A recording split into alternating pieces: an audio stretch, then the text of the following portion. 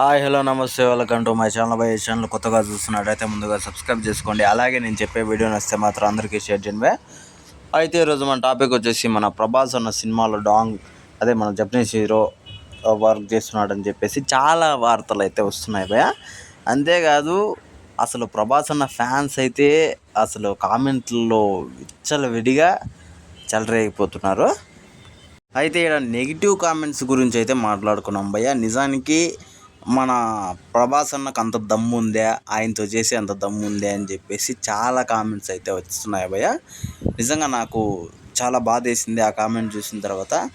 అసలు ప్రభాస్ అన్న గురించి మీరంతా ఏమనుకుంటున్నారో ఏమో తెలియదు, కానీ ఇప్పటికీ రెండు సినిమాల నుంచి కాదు, అసలు ప్రభాస్ అన్నని ఇండియాలోనే బీట్ చేసే కలెక్షన్ హీరో అయితే ఇంతవరకు లేదు. ఇది మాత్రం వాస్తవం అనే చెప్పాలి. అలాంటిది మీరు ఎందుకు ఇంత నెగిటివ్గా చేస్తున్నారని చెప్పేసి నాకైతే చాలా కోపం అయితే వచ్చింది భయ. నిజానికి మ్యాటర్ ఏంటి అంటే, మన ప్రభాస్ అన్న సినిమాలో, అదే మన సందీప్ వంగారెడ్డి తీసే సినిమాలో, స్పిరిట్ సినిమాలో మన డాంగ్ జపనీస్ హీరో ఉన్నాడని చెప్పేసి చాలా వార్తలు అయితే వస్తున్నాయి. కానీ ఇందులో ఎటువంటి నిజమో అయితే ఇప్పటివరకు అయితే మనకు అఫీషియల్గా అయితే కూడా లేదు. ఇది ఎవరో ఫ్యాన్స్ కొంతమంది సరదాగా చేసిన ట్వీట్లో ఇది వైరల్గా మారిపోయింది. కొంతమంది అయితే ఈ ట్వీట్ చూసి చాలా ఆనందపడుతున్నారు భయ.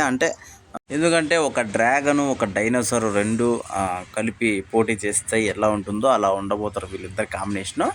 అది మాత్రం ఓకే. బట్ ఈ నెగిటివ్ కామెంట్స్ మాత్రం అసలు తట్టుకోలేకపోతున్నాం భయ. నిజానికి అసలు ప్రభాస్ అన్నకు దమ్ముందా, ప్రభాస్కి దమ్ముందా అని చెప్పేసి చాలా నెగిటివ్ కామెంట్స్ అయితే వస్తున్నాయి.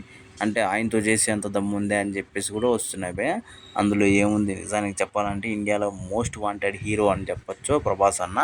నిజంగా ప్రభాస్ అన్నను తక్కువ చేసి మాట్లాడే వాళ్ళందరికీ అసలు మీరేం చేస్తున్నారో, మీరు ప్రభాస్ అన్న మీద బతుకుతున్నారా అని చెప్పేసి గుర్తుపెట్టుకుంటారా భయ్.